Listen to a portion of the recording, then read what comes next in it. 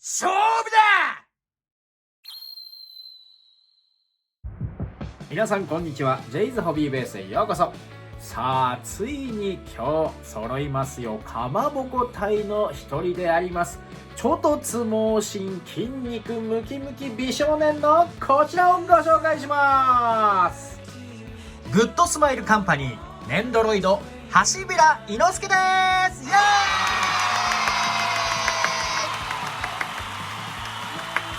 こちらの商品は11月28日に発売されました。今や世界的ヒットとなりました鬼滅の刃から主人公の炭治郎、そして善逸と同期の鬼殺隊士であるこの橋平伊之助。見れば一発で覚えてしまうこのルックスとイノシシのような猪突猛進な性格で作品の主要メンバーとして大活躍していましたね。そんな伊之助が可愛いネンドロイドになりました。ということで早速パッケージから見ていきましょう。パッケージカラーはシックなグレイッシュブルーといった感じですね。窓には伊之助橋平、鬼滅のロゴももちろんあります。ネンドロイドナンバー1361番橋平伊之助って、この橋っていう字難しいよね。伊之助のこの頭とネンドロイドは相性バッチリだと思います。伊之助といえば2本の刀と斬撃エフェクトもついてきます。これで獣の呼吸3の牙が再現できるんです。3人揃えばかまぼこ隊の完成と。後ろ今回も交換用の腕パーツでいろいろなポーズが取れます。そして誰もが驚いた伊之助の美しい素顔もついてます。今回はエビもついてるのね。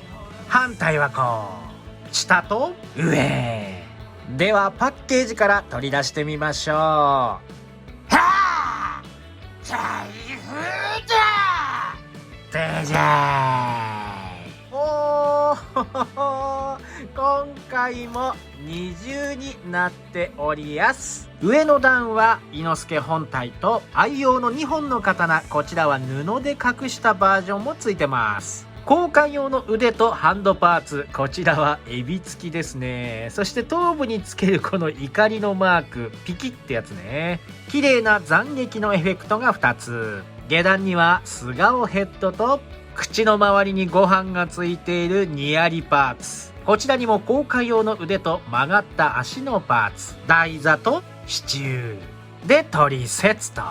ではブリスターから取り出してじっくり見ていきましょう。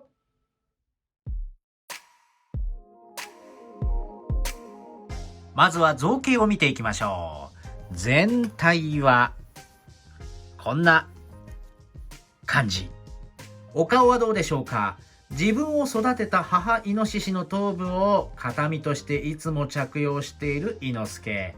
鼻だったり牙の塗装、造形いいですね。そして特徴的なこの左右に見開いた目デザインとカラーリングが最高です。また毛並みのモールドなんかも細かく作り込まれています。横から見るとこんな感じ。耳はブルーのカラーリングで後ろに向けてピンクのグラデーションが入っています。後ろはこう全体に無数に飛び出しているこの毛束がいいですね。ちなみに頭部は中央の分割部分で割ることができますが、他のキャラクターの顔をつけることはできませんね。まあね、つけたとしても結局このイノシシの顔をかぶることになるんでね。体はどうでしょうか。鍛え上げられた腹筋と胸筋、そしてたくましい腕がこんな小さなネンドロイドでも再現されています。素晴らしい。背中はこんな感じ。中央には支柱を刺す穴が開いています。腰には鹿の毛皮、そしてズボンは鬼殺隊の隊服です。上半身には何も着たくないということでズボンだけ使うことにしたということですね。足には熊の毛皮、そして草履の造形塗装があります。下から見るとこんな感じ。可動は頭は左右によく動いて、前後はこんな感じ。腰の可動左右の回転は控えめですね。左右への傾きはよく動きます。前後可動は前がなくて後ろにのけぞることができます。腕は前と後ろ、頭でつっかえるとこまで動きます。手首が回って、足は横にこれぐらい。前後はこんな感じ。膝の部分で左右のロールがあると。造形、このイノシシの頭部いいですね。可動はね、ネンドロイドなんで、基本的に抑えめなんですが、そのためにね、いろんな交換パーツがありますので、それをでは見ていきましょう。今度は付属品を見ていきましょう。まずは交換用の頭部パーツ。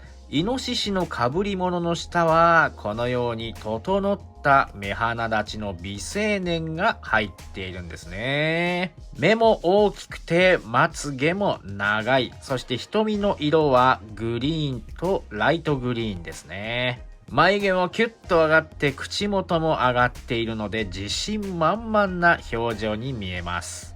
髪の毛はブルーの成型色で、そこに紺の塗装が入っていると、伊之助の特徴的なこの左右重なった前髪もしっかり作られていますね。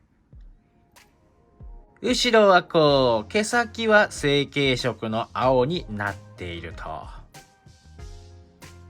頭部を変えれば、ザンと善逸曰く、ムキムキの体に女の子の顔が乗っかってて気持ち悪いという感想でしたね。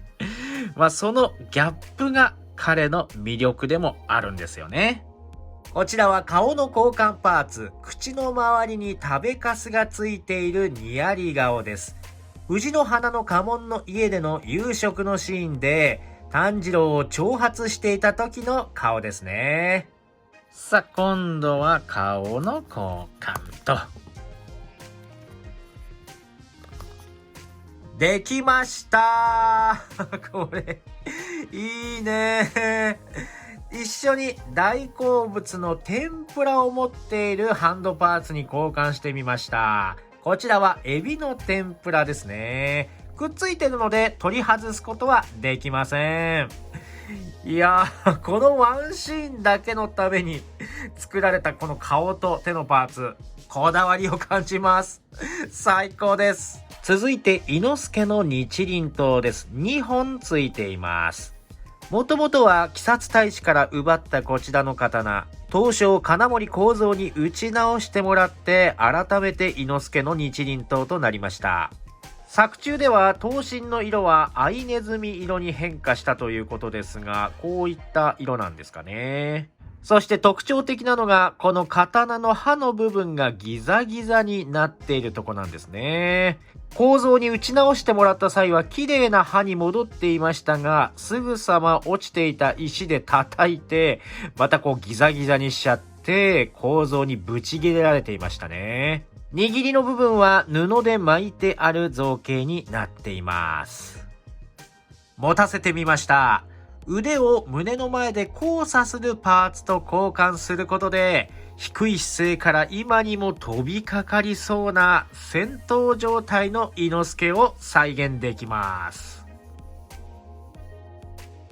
さらに腕を真横に伸ばしたものと交換して、日輪刀にこちらの斬撃エフェクトをつけてみたいと思います。こちらのパーツはクリアパーツで軟質素材で少し柔らかめにできてますね。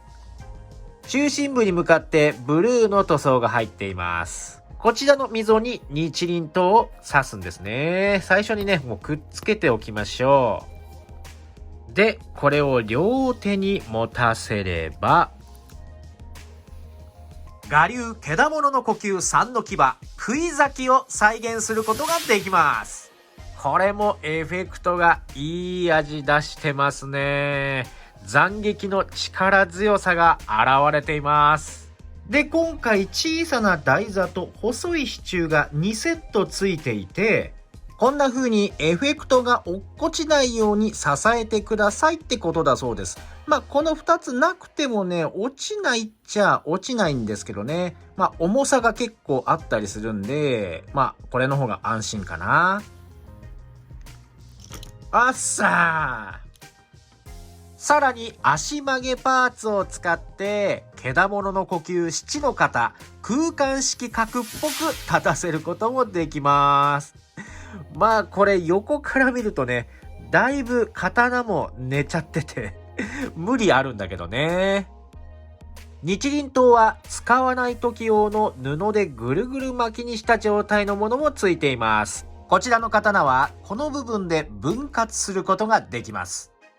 そして裏側にはピンがついているので、腰の穴にピンを刺すことで刀の納刀対刀状態が再現できます。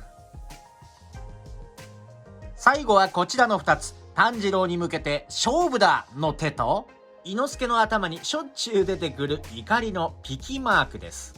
こちらは裏側に透明な板があるので、伊之助の頭の隙間どこでもいいので挟み込むと、勝負だと炭治郎に向かって執拗に勝負を挑むポーズが取れます。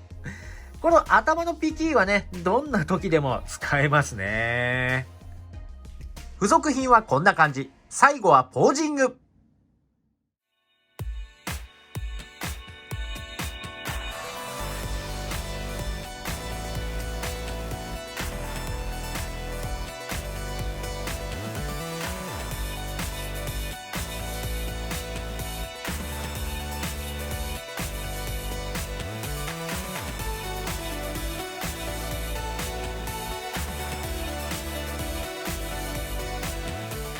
というわけでいかがでしたでしょうか。今回ご紹介しましたこちら、グッドスマイルカンパニーネンドロイド鬼滅の刃ハシビラ伊之助。ついに主要メンバーのかまぼこ隊最後の一人が揃ったということで、伊之助はね、このやっぱりイノシシの頭部がうまいこと作られていてとっても良かったです。またね、この素顔パーツも欠かせないですよね。で、腕の差し替えパーツなんかも豊富にあって、手首の替えなどを使えばいろんなね、躍動感のある伊之助の戦闘スタイルを再現できるので、いや、今回はね、もう大満足でした。さあ、じゃあね、他のキャラクターも呼んじゃいましょうかね。もちろん炭治郎でしょ。で、善逸もいて、禰豆子も呼んじゃおうかな。はい、こんな感じで。大盛り上がりのネンドロイド鬼滅の刃シリーズ、まだまだ続くようです。次は富岡義勇先輩かな。本当に楽しみ。今回も最高でした。いつも動画を見てくれてありがとう。この動画が楽しかった、面白かったと思われた方はぜひチャンネル登録、高評価よろしくお願いします。それからコメント何でもいいのでお待ちしております。やっぱり鬼滅はいいよねとか、かまぼこ大最高とか励みになります。ジェイズホビーベースの公式ツイッターもぜひご利用ください。それではまた次の動画でお会いしましょう。バイバーイ。